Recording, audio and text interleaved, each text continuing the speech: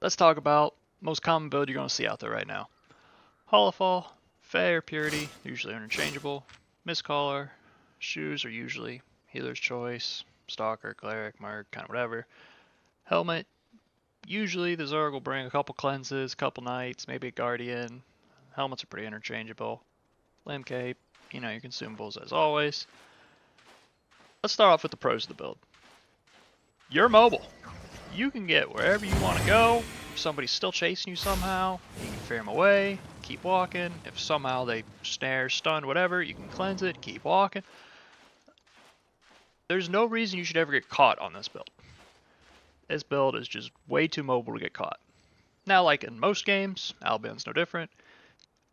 When you go extremely mobile to this extreme, you're giving up something. And in this build, you're giving up pretty much survivability or defense, right? Like, you have your iframe, but generally you're using that to get away with your boot.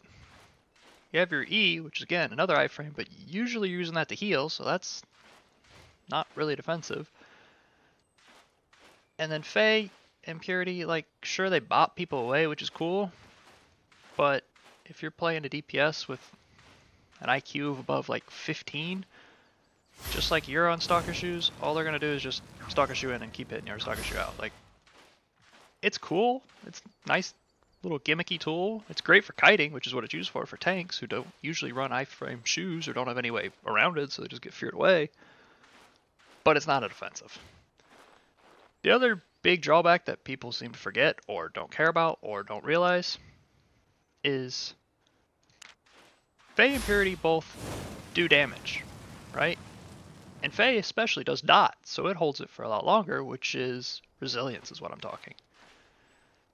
So what usually ends up happening is your healer is healing the front line because you're in a kite comp. They drop their Fey and then they run away. Well, while they're doing this, trying to peel for their D-tanks, their DPS and caller are usually assassin hooding, setting in a royal jacket, resetting, and they're about to engage. But because you have a dot for 3 seconds, and because of how long resilience lasts, whoever your healers just fade now take less damage. Now it's about 7% per, so if you got 2 healers that go up there and they Fey or Purity, whoever you're about to engage already takes 14% less damage. So if your healers are just dropping it on cooldown just because, or your caller's just engaging right after phase just because, you're just making it harder to kill clumps for no reason. You're just helping your enemy. So, is it terrible? No, it's a good robe, but you need to understand the negatives of it as well. So, I don't think any Zerg should run 4 of them for that reason, because, right, imagine you drop 4 Feyscales in your chitin and they're just Night Helm through it. They still take the damage, so they still get resilience, and now they take 28% less damage. And that's only if you have 4. Let's pretend you're a Zerg of 40 and you got 8 of those. Like, you're not killing solely on the fact of resilience because of your healers. It's the same reason you don't want healers to auto-tech, right? Because it does damage, because it adds resilience. Same thing with Fey and Purity. It's a good build. It's really good for what it's designed to do, which is kite and get away from people.